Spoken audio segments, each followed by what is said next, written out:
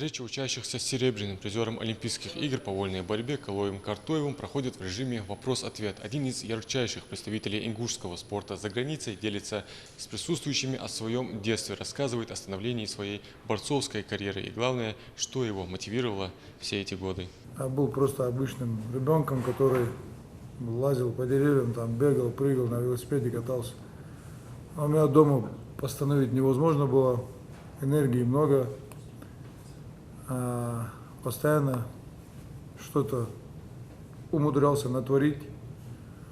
Ну, отец увидел во мне столько энергии, столько потенциала, начал отводить меня в спортзал, чтобы я мог выплеснуть всю эту энергию там в зале. В конференц-зале свои вопросы именитому спортсмену задают учащиеся 9 класса Назрановской 6-й школы. Их общение напоминает классный урок. Ребята тянут руки и спрашивают: какими качествами должен обладать хороший тренер и что должен сделать тренер, чтобы его ученик достиг каких-либо целей действительно?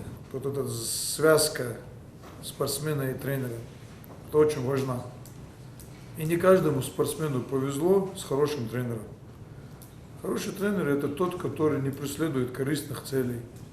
Хороший тренер – это который вкладывает в тебя в душу. После Олимпийских игр в Рио в 2016 году его встречали в родной Ингушетии. Серебряного призера Олимпийских игр, выступавшего за Турцию, поздравляли уже у трапа самолета не только близкие и родственники спортсмена, но также болельщики со всей республики. Дойти до финала на Олимпийских играх дорогого стоит, даже если и не удалось взять золото. В Рио-де-Жанейро в последней схватке наш соотечественник Калой Картоев, выступая под флагом Турции, встретился с именитым российским борцом Абдулрашидом Садулаевым, который получил 5 баллов и стал олимпийским чемпионом. Калой Картоев принес на родину олимпийское серебро в копилку не только Турции, но и родной Ингушетии. Сейчас у учеников вопросов много. Интересуются, как зародилось желание заниматься вольной борьбой. Просят рассказать о первой удаче в спорте, кто был первым тренером и кто из наставников дал надежду на олимпийскую медаль. 9 классов я закончил. Когда я перебрался в Краснодар, там у меня был тренер, первый тренер в Краснодаре, Караибрагимов Яшар Ахмедович, он турок по нации. Калоя спросили, какую роль в его спортивной карьере оказали родители, как появилось имя Селим Яшар. Спортсмен рассказал, почему поменял фамилию, когда получал спортивное гражданство. Именитый борец, отвечая на вопросы ребят, поделился, что всегда мечтал возвысить нацию ингуш на международных пьедесталах, чтобы его народ мог гордиться. Это желание и служило его главной мотивацией. Ребята от встречи в восторге. Среди слушателей и спортсмены, стремящиеся к большим победам, как Сулейман Талдиев из Икажева, боец смешанных единоборств, призер и победитель чемпионата в России и Европы.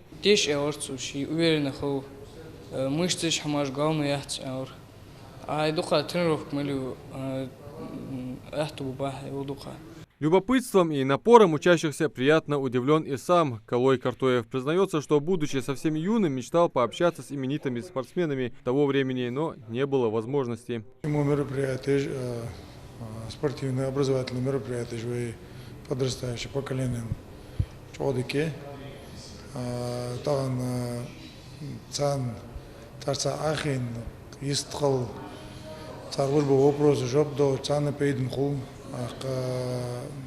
тагын царханыр махандиби дерегиш царханыр оучана сону холор интерес холор олимпийский чемпиона мир халыс олимпийский чемпион халыс спортсмена удынеч сам достигнуть я уже усагаться есть хала вопрос задать желание холор кто эндож да хам далуат саго.